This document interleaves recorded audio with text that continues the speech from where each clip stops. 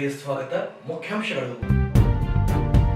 ಕೋಳಿ ಜ್ವರ ಭೀತಿ ತಡೆಯಲು ಗಡಿ ಭಾಗದಲ್ಲಿ 4 ಚೆಕ್ಪೋಸ್ಟ್ ಸ್ಥಾಪನೆ. ಕೋಳಿ ಮಾಂಸ ಸಾಗಣೆ ನಿರ್ಬಂಧ.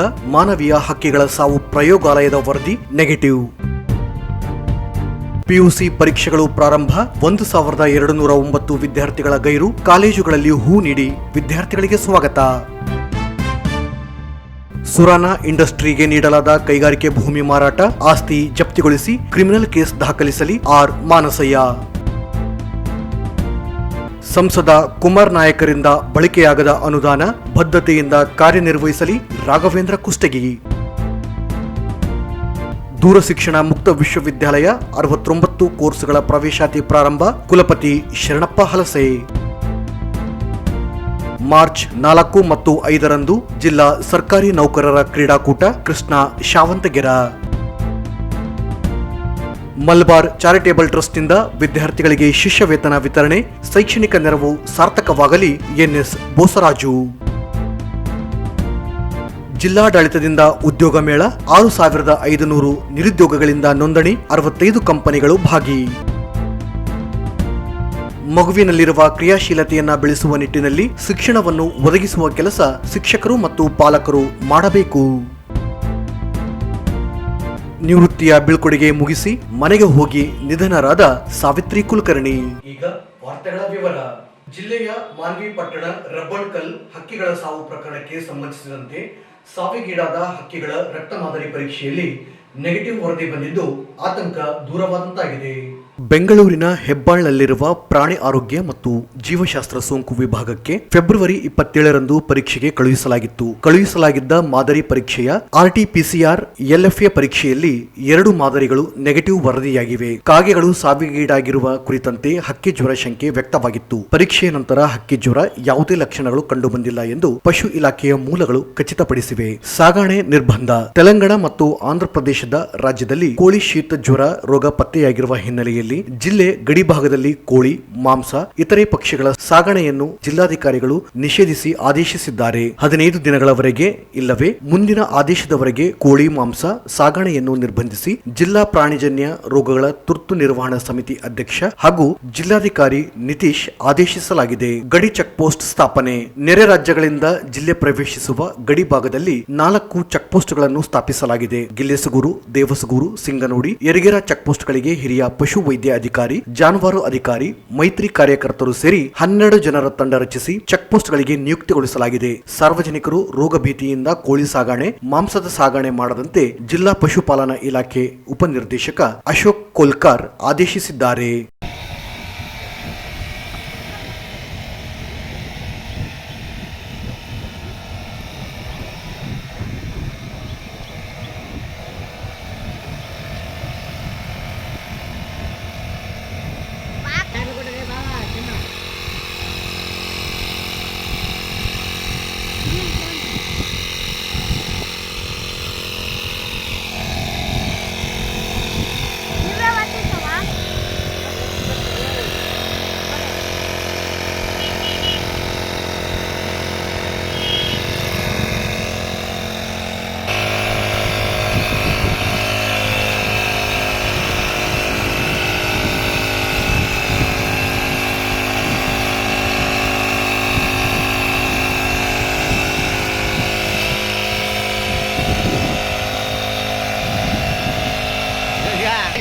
సినిమాలో పోతావురా, ఇక్కడ షూటింగ్ చేశారు.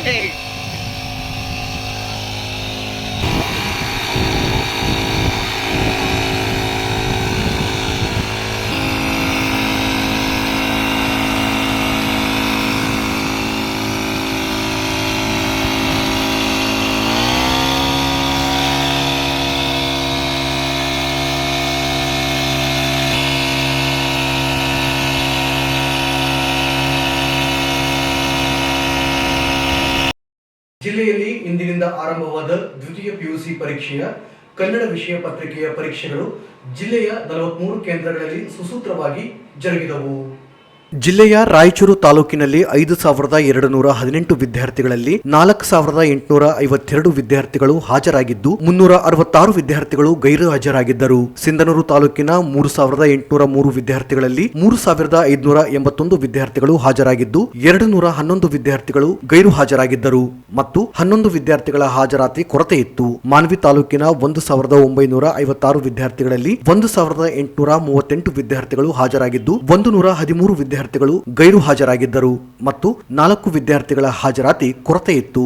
ಲಿಂಗಸ್ಗೂರು ತಾಲೂಕಿನ 4,295 ವಿದ್ಯಾರ್ಥಿಗಳಲ್ಲಿ 4,077 ವಿದ್ಯಾರ್ಥಿಗಳು ಹಾಜರಾಗಿದ್ದು 218 ವಿದ್ಯಾರ್ಥಿಗಳು ಗೈರು ಹಾಜರಾಗಿದ್ದರು. ದೇವದುರ್ಗ ತಾಲೂಕಿನ 2,174 ವಿದ್ಯಾರ್ಥಿಗಳಲ್ಲಿ 1,940 ವಿದ್ಯಾರ್ಥಿಗಳು ಹಾಜರಾಗಿದ್ದು 228 ವಿದ್ಯಾರ್ಥಿಗಳು ಗೈರು ಹಾಜರಾಗಿದ್ದು 6 ವಿದ್ಯಾರ್ಥಿಗಳ ಹಾಜರಾತಿ ಕೊರತೆ ಇತ್ತು. ಮಸ್ಕಿ ತಾಲೂಕಿನ 844 ವಿದ್ಯಾರ್ಥಿಗಳಲ್ಲಿ 793 ವಿದ್ಯಾರ್ಥಿಗಳು ಹಾಜರಾಗಿದ್ದು 51 ವಿದ್ಯಾರ್ಥಿಗಳು ಗೈರು ಹಾಜರಾಗಿದ್ದರು ಹಾಗೂ ಸಿರ್ವಾರ ತಾಲೂಕಿನ 709 ವಿದ್ಯಾರ್ಥಿಗಳಲ್ಲಿ 647 ವಿದ್ಯಾರ್ಥಿಗಳು ಹಾಜರಾಗಿದ್ದು 62 ವಿದ್ಯಾರ್ಥಿಗಳು ಗೈರು ಹಾಜರಾಗಿದ್ದರು. ಜಿಲ್ಲೆಯ 7 ತಾಲೂಕಿನ ಒಟ್ಟು 18,998 ವಿದ್ಯಾರ್ಥಿಗಳಲ್ಲಿ 17,728 ವಿದ್ಯಾರ್ಥಿಗಳು ಇಂದು ನಡೆದ ಕನ್ನಡ ವಿಷಯ ಪತ್ರಿಕೆಯ ಪರೀಕ್ಷೆಗೆ ಹಾಜರಾಗಿದ್ದು 1,249 ಅಭ್ಯರ್ಥಿಗಳು ಗೈರು ಹಾಜರಾಗಿದ್ದಾರೆ. ಉಳಿದಂತೆ 21 ವಿದ್ಯಾರ್ಥಿಗಳ ಹಾಜರಾತಿ ಕೊರತೆಯಾಗಿತ್ತು. ಸಿಹಿ ಹಂಚಿ ಸ್ವಾಗತ.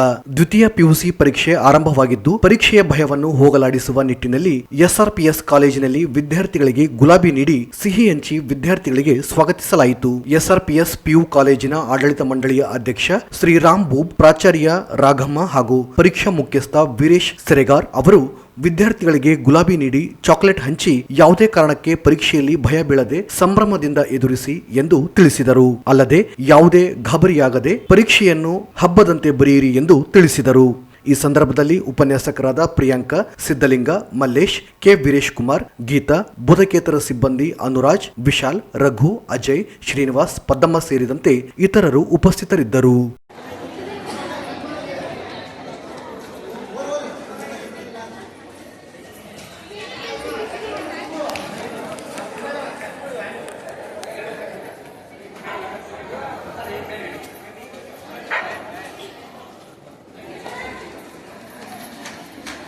ನೋಡಿ, ಕೆಲವರು ಇವತ್ತೆಲ್ಲ ಪ್ಯಾಡ್ ಗೀಡ್ ತೊಗೊಂಬಂದ್ರೆ ನಮ್ಮ ಕಾಲೇಜ ಡೆಸ್ಕ್ ಫಸ್ಟ್ ಕ್ಲಾಸ್ ಇದಾವೆ.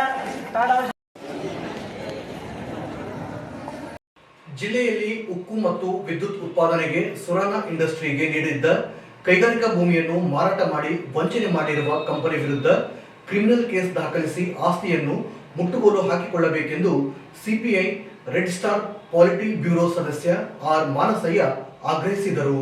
ಅವರಿಂದು ಮಾಧ್ಯಮಗೋಷ್ಠಿ ಉದ್ದೇಶಿಸಿ ಮಾತನಾಡಿ, ಕೆಐಎಡಿಬಿಯಿಂದ ಮಂಜೂರಾದ 131.55 ಎಕರೆ ಭೂಮಿಯನ್ನು ಅನೇಕ ವಿನಾಯಿತಿ ನೀಡಿ ಕಾರ್ಖಾನೆ ಸ್ಥಾಪಿಸಲು ಉದ್ದೇಶದಿಂದ ನೀಡಲಾಗಿತ್ತು. ಆದರೆ ಸುರಾನ ಇಂಡಸ್ಟ್ರೀಸ್ ಯಾವ ಉದ್ದೇಶಕ್ಕಾಗಿ ಭೂಮಿ ಪಡೆದಿತ್ತು ಅದನ್ನು ಬಳಸದೆ ರೋಗಗ್ರಸ್ತ ಕೈಗಾರಿಕೆಯಾಗಿ ಪ್ರಮಾಣ ಪತ್ರ ಪಡೆಯಲು ಈ ಹಿಂದೆ ಜಿಲ್ಲಾಧಿಕಾರಿಯಾಗಿದ್ದ ನಾಗರಾಜ್ ಅವಧಿಯಲ್ಲಿ ಅರ್ಜಿ ಸಲ್ಲಿಸಿತ್ತು.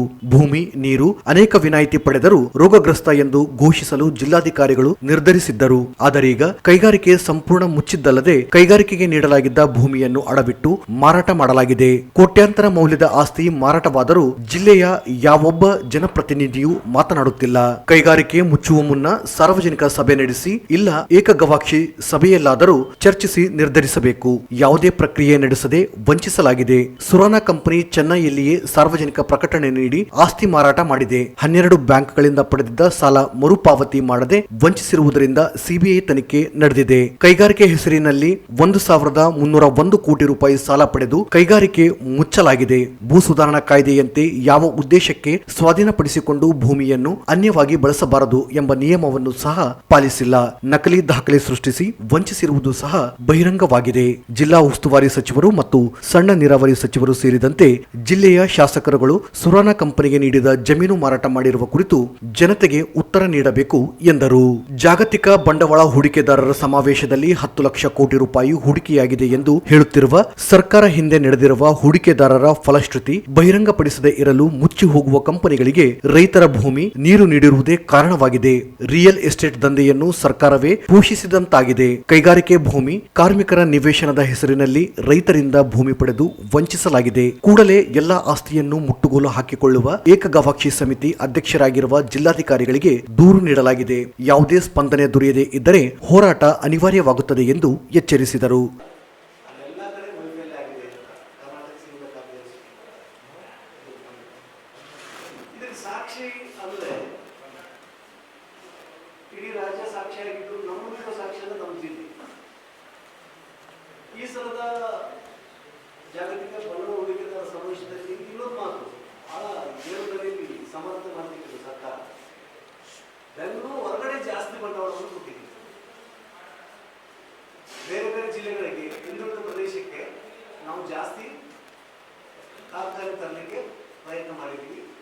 174ರಷ್ಟು ವಿದೇಶಿ ಬಂಡವಾಳವನ್ನು ರಾಜ್ಯದ ಬೇರೆ ಬೇರೆ ಜಿಲ್ಲೆಗಳಿಗೆ ಕಳಿಸಿದ್ದೀವಿ. ಸೊ ಇದು ಒಂದು ಸೋಜಿಗೆ ಅನಿಸ್ತದೆ. ಈ ಥರದ ಹೇಳಿಕೆ ಇಲ್ಲದಲ್ಲ, ಇದು ಸರ್ಕಾರಕ್ಕೆ ಘೋಷಣೆ ಆಗುತ್ತೆ. ಇದು ಜನರನ್ನ ಮತ್ತೆ ಯಾವಡಿಸ್ತಕ್ಕಂಥ ಹೇಳಿಕೆಗಳು.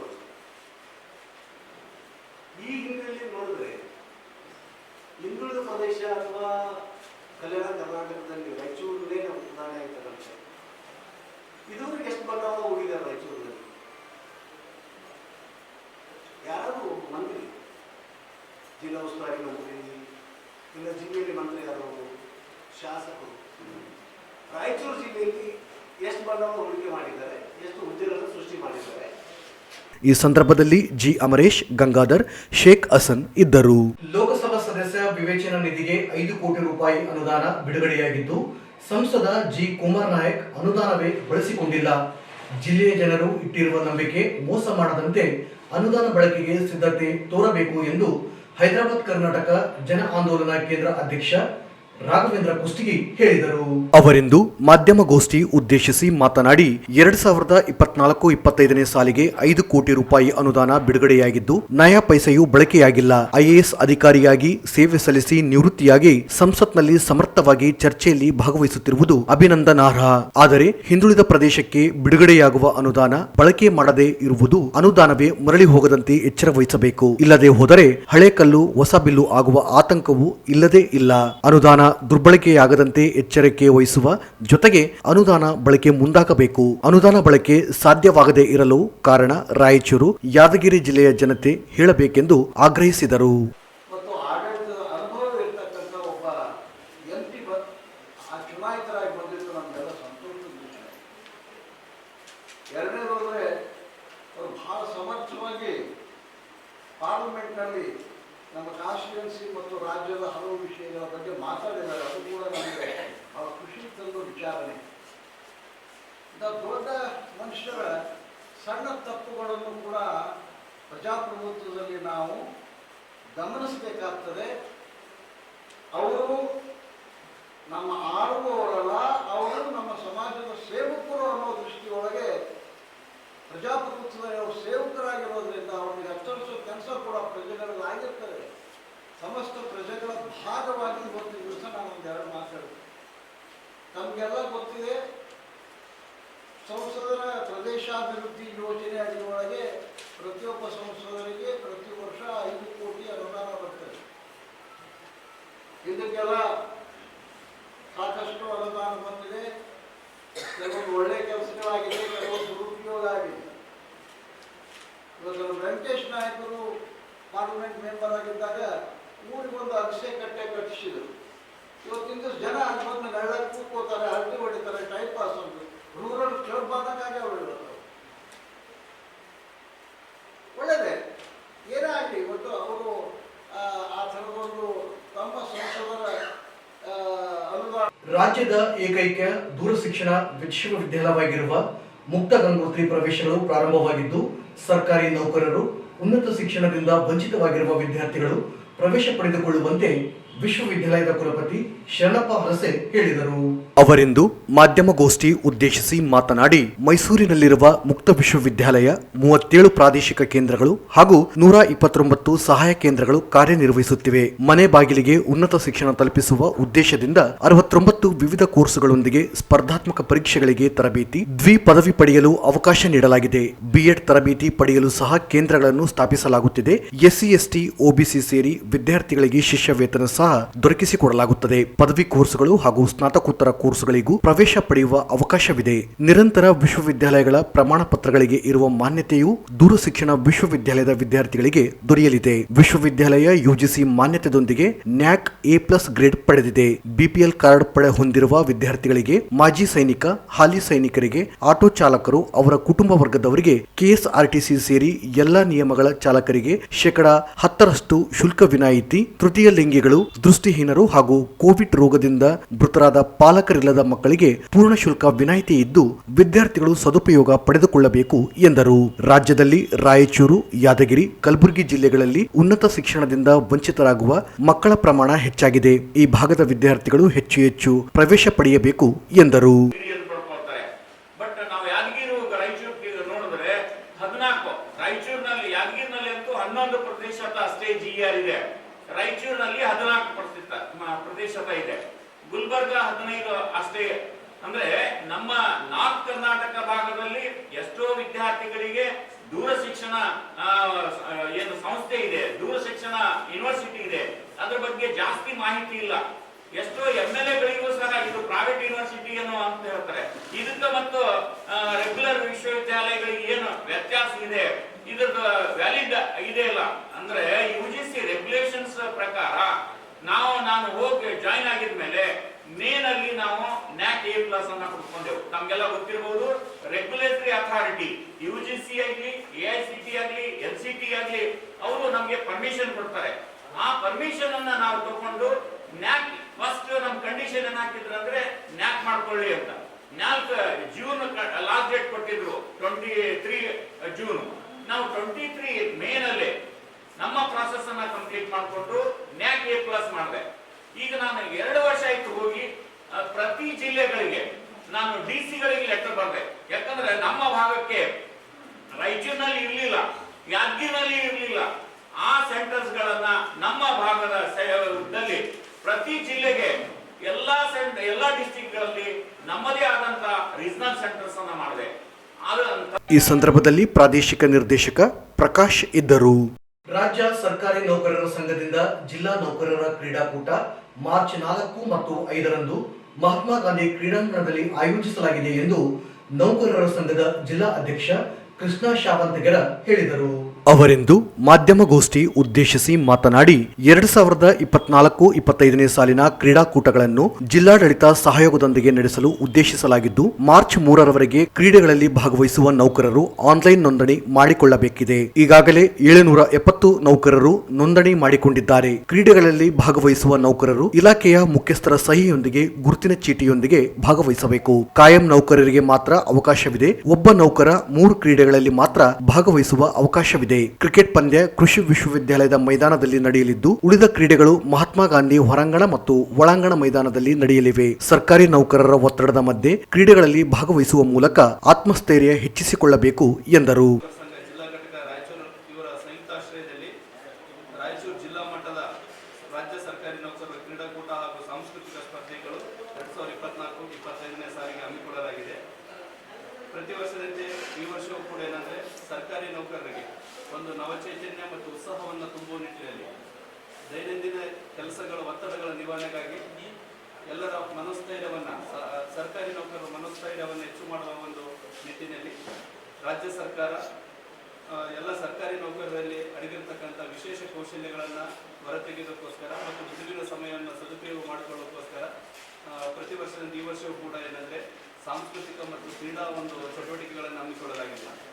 ನಮ್ಮ ರಾಯಚೂರು ಜಿಲ್ಲೆಯಲ್ಲಿ ಕೂಡ ಅದಕ್ಕೆ ಹೊರತಾಗಿಲ್ಲ. ರಾಯಚೂರು ಜಿಲ್ಲೆಯಲ್ಲಿ ಇದೇ ತಿಂಗಳು 4ನೇ ತಾರೀಕು ಮತ್ತು 5ನೇ ತಾರೀಕು ಬೆಳಗ್ಗೆ ಏನಂದರೆ ಮುಂಜಾನೆ 10 ಗಂಟೆಯಿಂದ ಸಾಯಂಕಾಲವರೆಗೆ ಮಹಾತ್ಮ ಗಾಂಧಿ ಜಿಲ್ಲಾ ಕ್ರೀಡಾಂಗಣ ಮತ್ತು ಒಳಾಂಗಣ ಕ್ರೀಡಾಂಗಣ ರಾಯಚೂರಿನಲ್ಲಿ ಈ ಒಂದು ಚಟುವಟಿಕೆಗಳನ್ನು ಹಮ್ಮಿಕೊಳ್ಳಲಾಗಿದೆ. ಈ ಕ್ರೀಡೆಗೆ ಈಗಾಗಲೇ ರಾಯಚೂರು ಜಿಲ್ಲೆಯ ಸರ್ಕಾರಿ ನೌಕರರು ಏನಂದರೆ ಅವರು ಆನ್ಲೈನ್ ಮೂಲಕ ಏನಾದರೂ ರಿಜಿಸ್ಟ್ರೇಷನ್ ಮಾಡೋದಕ್ಕೋಸ್ಕರ ನಾವು ಆನ್ಲೈನಲ್ಲಿ ಒಂದು ಲಿಂಕನ್ನು ಏನಂದರೆ ಕಳಿಸಿದ್ದೀವಿ ಸರ್ಕಾರಿ ನೌಕರ ಸಂಘದಿಂದ. ಸರ್ಕಾರಿ ನೌಕರ ಸಂಘದಲ್ಲಿ 770ಕ್ಕೂ ಹೆಚ್ಚು ಏನಂದರೆ ನೌಕರರು ಈಗಾಗಲೇ ಏನಂದರೆ ನೋಂದಾಯಿಸಿಕೊಂಡಿದ್ದಾರೆ. 3ನೇ ತಾರೀಕು ಏನಂದರೆ ಕೊನೆಯ ದಿನಾಂಕ ಆಗಿರುತ್ತೆ. ಯಾಕಂದರೆ 4ನೇ ತಾರೀಕು ನಮ್ಮ ಕ್ರೀಡಾ ಚಟುವಟಿಕೆ ಪ್ರಾರಂಭ ಆಗಿರೋದ್ರಿಂದ 3ನೇ ತಾರೀಕುವರೆಗೂ ಕೂಡ ಲಿಂಕ್ ಓಪನ್ ಆಗಿರುತ್ತೆ. ಅಲ್ಲಿವರೆಗೂ ಕೂಡ ರಾಯಚೂರು ಜಿಲ್ಲೆಯ ಸಮಸ್ತ ಸರ್ಕಾರಿ ನೌಕರರು, ಎಲ್ಲ ಇಲಾಖೆಗಳ ಸರ್ಕಾರಿ ನೌಕರರು ತಮಗೆ ಆಸಕ್ತಿ ಇರತಕ್ಕಂಥ ವಿವಿಧ ಕ್ರೀಡೆಗಳಲ್ಲಿ ಭಾಗವಹಿಸುವ ನಿಟ್ಟಿನಲ್ಲಿ ಆ ಲಿಂಕ್ ಅನ್ನು ಬಳಸಿಕೊಂಡು ಈ ಸಂದರ್ಭದಲ್ಲಿ ಡಾಕ್ಟರ್ ಶಂಕರಗೌಡ ಪಾಟೀಲ್, ಹನುಮಂತರಾಯ ಶಾಕೆ, ಹಸನ್ ಹುಲ್ ಹಕ್, ಪ್ರಸನ್ನ ಕುಮಾರ್, ವೀರೇಶ್ ನಾಯಕ್, ರಂಗಸ್ವಾಮಿ, ವೆಂಕಪ್ಪ ಫಿರಂಗಿ, ಭೀಮೇಶ್ ನಾಯಕ್, ಮಹಾದೇವ್ ಪಾಟೀಲ್ ಇದ್ದರು. ಮಲ್ಬಾರ್ ಚಾರಿಟೇಬಲ್ ಟ್ರಸ್ಟ್ನಿಂದ ವಿದ್ಯಾರ್ಥಿನಿಯರಿಗೆ ವಿದ್ಯಾರ್ಥಿ ವೇತನ ನೀಡುತ್ತಿರುವುದು ಅತ್ಯಂತ ಅಭಿನಂದನಾ ಅರ್ಹ ಕೆಲಸವಾಗಿದೆ. ಮುಂದಿನ ದಿನಗಳಲ್ಲಿ ಈ ಟ್ರಸ್ಟ್ನಿಂದ ಇನ್ನೂ ಹೆಚ್ಚಿನ ಸಾಮಾಜಿಕ ಕಾರ್ಯಗಳು ಆಗಬೇಕು ಎಂದು ಸಣ್ಣ ನೀರಾವರಿ, ವಿಜ್ಞಾನ ಮತ್ತು ತಂತ್ರಜ್ಞಾನ ಸಚಿವ ಎನ್.ಎಸ್. ಬೋಸರಾಜು ಹೇಳಿದರು. ಅವರಿಂದು ನಗರದ ಡಾಕ್ಟರ್ ಬಿಆರ್ ಅಂಬೇಡ್ಕರ್ ಹಾಗೂ ಜಗಜೀವನ್ ರಾವ್ ಸಭಾಭವನದಲ್ಲಿ ಮಲ್ಬಾರ್ ಚಾರಿಟೇಬಲ್ ಟ್ರಸ್ಟ್ನಿಂದ ಹಮ್ಮಿಕೊಂಡಿದ್ದ ಶಿಕ್ಷಣ ಸಬಲೀಕರಣ, ಮಹಿಳಾ ಸಬಲೀಕರಣ ಕಾರ್ಯಕ್ರಮದ ಅಂಗವಾಗಿ ವಿದ್ಯಾರ್ಥಿಗಳಿಗೆ ವಿದ್ಯಾರ್ಥಿ ವೇತನ ವಿತರಣಾ ಕಾರ್ಯಕ್ರಮವನ್ನು ಉದ್ಘಾಟಿಸಿ ಮಾತನಾಡಿದರು. ಮಲ್ಬಾರ್ ಕಂಪನಿ ಅತ್ಯಂತ ಜನಪ್ರಿಯ ಬಂಗಾರದ ಆಭರಣಗಳು ಮತ್ತು ವಜ್ರದ ಆಭರಣಗಳ ಕಂಪನಿಯಾಗಿದ್ದು ತನ್ನ ಜನಪ್ರಿಯತೆಗೆ ಜೊತೆಗೆ ಜನಪರ ಕಾರ್ಯಕ್ರಮಗಳನ್ನು ಮಾಡುತ್ತಾ ಬಂದಿದೆ. ಕಳೆದ 26 ವರ್ಷದಲ್ಲಿ ಸಾವಿರಾರು ಶಾಖೆಗಳನ್ನು ದೇಶಾದ್ಯಂತ ಸ್ಥಾಪಿಸಿರುವ ಕಂಪನಿ ತನ್ನ ಚಾರಿಟೇಬಲ್ ಟ್ರಸ್ಟ್ನ ಸಿಎಸ್ಆರ್ ಅನುದಾನದಲ್ಲಿ ವಿದ್ಯಾರ್ಥಿನಿಯರಿಗೆ ವಿದ್ಯಾರ್ಥಿ ವೇತನ ನೀಡುವ ಮೂಲಕ ಸಾಮಾಜಿಕ ಜವಾಬ್ದಾರಿಯನ್ನು ತೋರಿದೆ ಎಂದರು. ತನ್ನ ಕಂಪನಿಯ ಲಾಭಾಂಶದಲ್ಲಿ ವಿದ್ಯಾರ್ಥಿನಿಯರಿಗೆ ವಿದ್ಯಾರ್ಥಿ ವೇತನ, ಸಾರ್ವಜನಿಕರಿಗೆ ವಸತಿ ಯೋಜನೆ, ಅಪೌಷ್ಟಿಕ ಮಕ್ಕಳಿಗೆ ಪೌಷ್ಟಿಕ ಆಹಾರ ವಿತರಣೆ, ಊಟದ ವ್ಯವಸ್ಥೆ ಸೇರಿದಂತೆ ಸಾಕಷ್ಟು ಸಾಮಾಜಿಕ ಕಾರ್ಯಕ್ರಮಗಳನ್ನು ಹಮ್ಮಿಕೊಳ್ಳಲಾಗಿದೆ. ಇಂತಹ ಸಾಮಾಜಿಕ ಕಳಕಳಿಯನ್ನು ಹೊಂದಿರುವ ಕಂಪನಿ ಸಂಸ್ಥೆಗಳಿಂದ ಈ ಭಾಗದ ಅಭಿವೃದ್ಧಿ ಹೆಚ್ಚಾಗುತ್ತದೆ ಎಂದು ಹೇಳಿದರು. CSR ಫಂಡನ್ನು ಜನಪರವಾಗಿ ಉಪಯೋಗ ಮಾಡಬೇಕಂತ ಆ ದಿಶೆಯಲ್ಲಿ ಈ ಮಲಬಾರ್ ಮಾಹಿತಿ ಪ್ರಕಾರ ಸುಮಾರು 1999ರಲ್ಲಿ ಪ್ರಾರಂಭವಾಗಿ 25-26 ವರ್ಷ ಇಡೀ ರಾಷ್ಟ್ರಾದ್ಯಂತ ಸಾವಿರಾರು ಬ್ರಾಂಚ್ಗಳ ಜೊತೆಯಲ್ಲಿ ಕರ್ನಾಟಕದಲ್ಲಿ ಸುಮಾರು 32 ಬ್ರಾಂಚ್ಗಳ ಮುಖಾಂತರ ರಾಯಚೂರು ಸೇರಿಸಿ ಇವತ್ತು ವಹಿವಾಟು ನಡೆಸ್ತಾ ಇದ್ದಾರೆ. ಅವರು ರಾಯಚೂರಿನ ಸೇರಿ ಬರಬೇಕಾದ್ರೆ ಎಲ್ಲ ಸರ್ವೆ ಮಾಡಿ ಬರ್ತಾರೆ, ಹೊಸ ಶೋರೂಮ್ ಮಾಡಿರ್ತದೆ. ಈ ವ್ಯಾಪಾರ ಯಾವ ರೀತಿ ಆಗ್ಬೋದು, ವ್ಯಾಪಾರದ ವಹಿವಾಟು ಯಾವ ರೀತಿ ಆಗ್ಬೋದು ಅಂತ ಆ ದಿಶೆಯಲ್ಲಿ ಅವರು ಸೇರಿ ರಾಯಚೂರಿನಲ್ಲಿ ಈ ಮಲಬಾರ್ ಶೋರೂಮ್ ಪ್ರಾರಂಭ ಮಾಡಿದ್ದಾರೆ. ಒಂದು ಕಾಲಕ್ಕೆ ರಾಯಚೂರಿನಲ್ಲಿ ಇವತ್ತು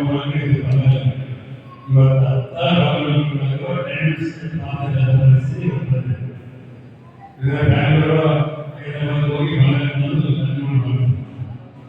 ಇವತ್ತು ಜಿಲ್ಲೆಯಲ್ಲಿ ಎಲ್ಲ ತಾಲೂಕು ಪ್ರದೇಶಗಳಲ್ಲಿ ಇವತ್ತು ರಾಯಚೂರಿನಲ್ಲಿ ಈ ರೀತಿಯಾದಂತಹ ಜನರಿಗೆ ಅನುಕೂಲವಾದ ರೀತಿಯಲ್ಲಿ ಮತ್ತು ಬೇಕಾಗಿರ್ತಕ್ಕಂಥ ವೆರೈಟಿಗಳು ಸಿಗತಕ್ಕಂಥ ರೀತಿಯಲ್ಲಿ ಈ ಮಲಬಾರ್ ಅಸೋಸಿಯೇಷನ್ ಸಿಕ್ತು ಉತ್ತಮವಾದ ನೋಡಿ.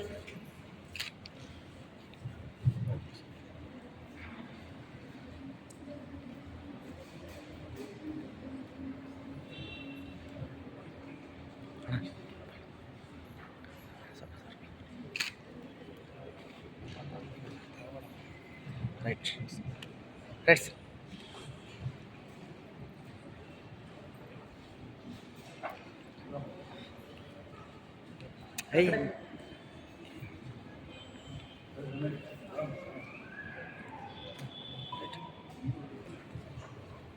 ಸರ್. ನಡೆಯಲಿ. ಓಕೆ ಓಕೆ ಓಕೆ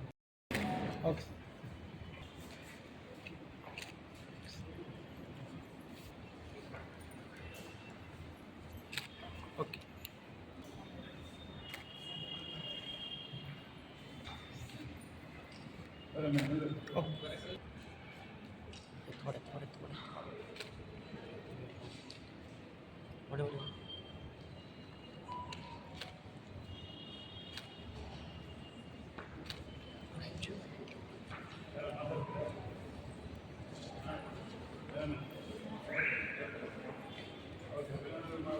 ಈ ಸಂದರ್ಭದಲ್ಲಿ Malabar gold and diamonds store head Mohammed Shameel ET, ನಗರಸಭೆ ಸದಸ್ಯರಾದ ಜಯಣ್ಣ, ಬಿ ರಮೇಶ್, ರತ್ನ ಪ್ರಶಾಂತಿ, ಪ್ರಮುಖರಾದ ಕೆ ಶಾಂತಪ್ಪ, ಜಯಂತರಾವ್ ಪತಂಗೆ, ನರಸಿಂಹಲು ಮಾಡಗಿರಿ, ರುದ್ರಪ್ಪ ಅಂಗಡಿ, ಶಿವಮೂರ್ತಿ, ಅಮರೇಗೌಡ ಹಂಚಿನಾಳ್ ಸೇರಿದಂತೆ ಇತರರು ಇದ್ದರು.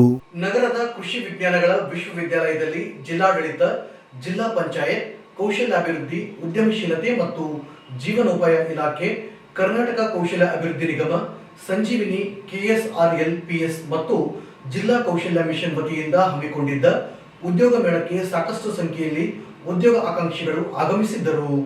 ನಗರದ ಕೃಷಿ ವಿಜ್ಞಾನಗಳ ವಿಶ್ವವಿದ್ಯಾಲಯದ ಮೈದಾನದಲ್ಲಿ ಸುಮಾರು 52 ಸ್ಟಾಲ್ಗಳ ವ್ಯವಸ್ಥೆಯನ್ನು ಮಾಡಲಾಗಿತ್ತು. ಈ ಮೇಳದಲ್ಲಿ ಉದ್ಯೋಗ ನೀಡಲು ಒಟ್ಟು 65ಕ್ಕೂ ಹೆಚ್ಚಿನ ಕೈಗಾರಿಕೆಗಳು ಸೇರಿದಂತೆ ವಿವಿಧ ಕಂಪನಿಗಳು ಭಾಗವಹಿಸಿದ್ದವು. ಮೇಳದ ಪ್ರವೇಶ ದ್ವಾರದಲ್ಲಿ ಮೇಳದಲ್ಲಿ ಭಾಗವಹಿಸಿದ್ದ ಕಂಪನಿಗಳ ಕ್ರಮ ಸಂಖ್ಯೆಯ ಮಾಹಿತಿ ನೀಡುವುದರ ಬ್ಯಾನರ್ ಅಳವಡಿಸಲಾಗಿತ್ತು. ಸ್ಟಾಲ್ನ ಎಡ ಮತ್ತು ಬಲ ಭಾಗದಲ್ಲಿ ಅಭ್ಯರ್ಥಿಗಳಿಗೆ ಅನುಕೂಲವಾಗುವಂತೆ ನೋಂದಣಿ ಕೇಂದ್ರಗಳನ್ನು ಸ್ಥಾಪಿಸಲಾಗಿತ್ತು. ಇದರ ಜೊತೆಗೆ ಜೆರಾಕ್ಸ್ ಕೇಂದ್ರದ ವ್ಯವಸ್ಥೆಯನ್ನು ಸಹ ಮಾಡಲಾಗಿತ್ತು. ಮಧ್ಯಾಹ್ನ 1:30 ವೇಳೆಗೆ 5300ಕ್ಕೂ ಹೆಚ್ಚಿನ ಅಭ್ಯರ್ಥಿಗಳು ಉದ್ಯೋಗ ಮೇಳಕ್ಕೆ ಆನ್ಲೈನ್ ಮೂಲಕ ನೋಂದಾಯಿಸಿಕೊಂಡಿದ್ದರು ಮತ್ತು ಆಫ್ಲೈನ್ ಮೂಲಕ 1200 ಅಭ್ಯರ್ಥಿಗಳು ನೋಂದಣಿ ಮಾಡಿಕೊಂಡಿದ್ದರು. ಇಲಾಖೆಯಿಂದ ಒಟ್ಟು 50 ಉದ್ಯೋಗದಾತ ಕಂಪನಿಗಳು ಬರಬಹುದೆಂಬ ನಿರೀಕ್ಷೆಯನ್ನು ಹೊಂದಲಾಗಿತ್ತು ಮತ್ತು 3000 ಉದ್ಯೋಗಾಕಾಂಕ್ಷಿಗಳು ಬರುವರೆಂದು ನಿರೀಕ್ಷೆಯನ್ನ ಹೊಂದಲಾಗಿತ್ತು. ಆದರೆ 1.30 ಸುಮಾರಿಗೆ ಒಟ್ಟು 65 ಕಂಪನಿಗಳು ಮೇಳದಲ್ಲಿ ಭಾಗವಹಿಸಿದವು. ಜೊತೆಗೆ 6500ಕ್ಕೂ ಹೆಚ್ಚಿನ ಅಭ್ಯರ್ಥಿಗಳು ನೋಂದಣಿ ಮಾಡಿಕೊಂಡಿರುವುದು ಮೇಳದ ಯಶಸ್ವಿಗೆ ಕಾರಣವಾಯಿತು. 65 ಕಂಪನಿಗಳಲ್ಲಿ ರಾಯಚೂರು ಜಿಲ್ಲೆಯ rice industries, cotton industries, chamber of commerce, hotel ಸೇರಿದಂತೆ ಇತರೆ ಕೈಗಾರಿಕೆಗಳು ಭಾಗವಹಿಸಿದ್ದವು. ಉಳಿದಂತೆ ಬ್ಯಾಂಕಿಂಗ್, ಫೈನಾನ್ಸ್, ತಯಾರಿಕಾ ಕಂಪನಿಗಳು, ಮಾರಾಟ ಕಂಪನಿಗಳು, ಸೇವೆಗಳನ್ನು ನೀಡುವ ಕಂಪನಿಗಳು ಮೇಳದಲ್ಲಿ ಭಾಗವಹಿಸಿದ್ದವು. ಆಯ್ಕೆಯಾದ ಅಭ್ಯರ್ಥಿಗಳಿಗೆ ಸೇರ್ಪಡೆ ಪ್ರಮಾಣ ಪತ್ರವನ್ನು ನೀಡುವ ವ್ಯವಸ್ಥೆಯನ್ನು ಮಾಡಲಾಗಿತ್ತು.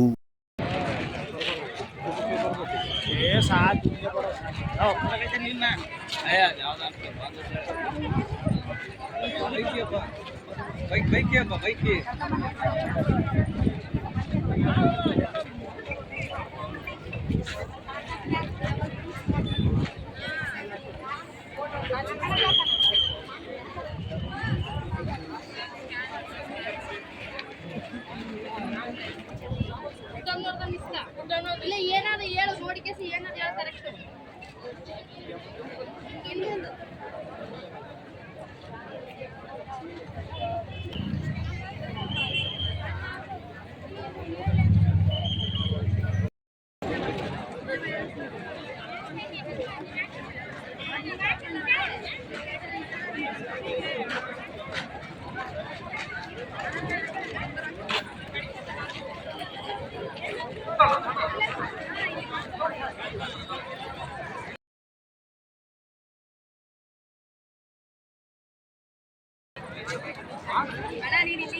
ರಿಜಿಸ್ಟ್ರೇಷನ್ ಮಾಡಿಸಿದವರು ಸರತಿ ಸಾಲಿನಲ್ಲಿ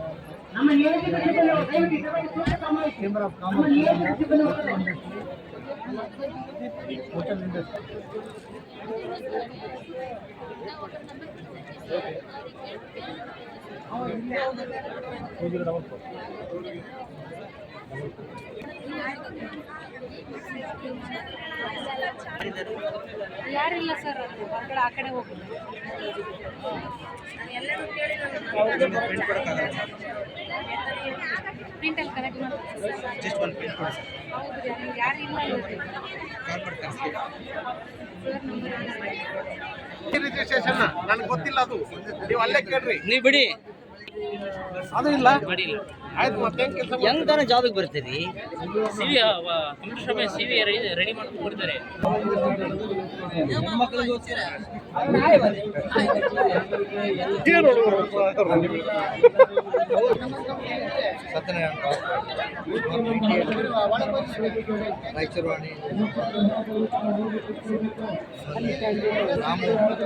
ಮಗುವಿನಲ್ಲಿರುವ ಕ್ರಿಯಾಶೀಲತೆಯನ್ನ ಬೆಳೆಸುವ ನಿಟ್ಟಿನಲ್ಲಿ ಶಿಕ್ಷಣವನ್ನು ಒದಗಿಸುವ ಕೆಲಸ ಶಿಕ್ಷಕರು ಮತ್ತು ಪಾಲಕರು ಮಾಡಬೇಕಾಗಿದೆ ಎಂದು ಮಹಾನಗರ ಪಾಲಿಕೆ ಸದಸ್ಯ ಬಿ ರಮೇಶ್ ಹೇಳಿದರು. ಅವರಿಂದು ನಗರದ ಪಂಡಿತ್ ಸಿದ್ದರಾಮ ಜಂಬಲದಿನ್ನಿ ರಂಗಮಂದಿರದಲ್ಲಿ ಸೆಂಟ್ ಎಕ್ಸ್ವೀರ್ಸ್ ಪ್ರಾಥಮಿಕ ಮತ್ತು ಪ್ರೌಢಶಾಲೆಯ 10ನೇ ವರ್ಷದ ವಾರ್ಷಿಕೋತ್ಸವ ಕಾರ್ಯಕ್ರಮ ಉದ್ಘಾಟಿಸಿ ಮಾತನಾಡಿದರು. ಇಂದಿನ ಶಿಕ್ಷಣವು ಮಗುವಿನಲ್ಲಿರುವ ಕ್ರಿಯಾಶೀಲತೆಯನ್ನು ಗುರುತಿಸುವ ಕೆಲಸದ ಜೊತೆಗೆ ಶಿಕ್ಷಣವನ್ನು ಒದಗಿಸಿಕೊಡಬೇಕು. ಶಿಕ್ಷಕರು ಮತ್ತು ಪಾಲಕರು ಸೇರಿ ಮಕ್ಕಳ ಭವಿಷ್ಯವನ್ನು ರೂಪಿಸುವ ಕೆಲಸ ಮಾಡಬೇಕಾಗಿದೆ ಎಂದರು. ಮಕ್ಕಳನ್ನು ಕೇವಲ ಶಾಲೆಗೆ ಕಳುಹಿಸುವುದು, ಬೋಧನೆ, ಆಟಪಾಠಕ್ಕೆ ಸೀಮಿತವಾಗದೆ ಪೋಷಕರು ಮಕ್ಕಳಲ್ಲಿರುವ ಪ್ರತಿಭೆಯನ್ನು ಗುರುತಿಸುವ ಕೆಲಸ ಮಾಡಬೇಕು. ಎಕ್ಸ್ವೀರ್ಸ್ ಶಾಲೆಯ ಆಡಳಿತ ಮಂಡಳಿಯು ಉತ್ತಮವಾಗಿ ಬೋಧನೆಯ ಜೊತೆಗೆ ಮಕ್ಕಳಿಗೆ ಅಗತ್ಯವಾದ ವಾತಾವರಣ ಕಲ್ಪಿಸಿಕೊಡುವ ಕೆಲಸ ಮಾಡಿದೆ. ಶಿಕ್ಷಣದ ಗುಣಮಟ್ಟವನ್ನು ಹೆಚ್ಚಿಸುವ ನಿಟ್ಟಿನಲ್ಲಿ ಕೆಲಸ ಮಾಡುತ್ತಿದೆ ಎಂದರು.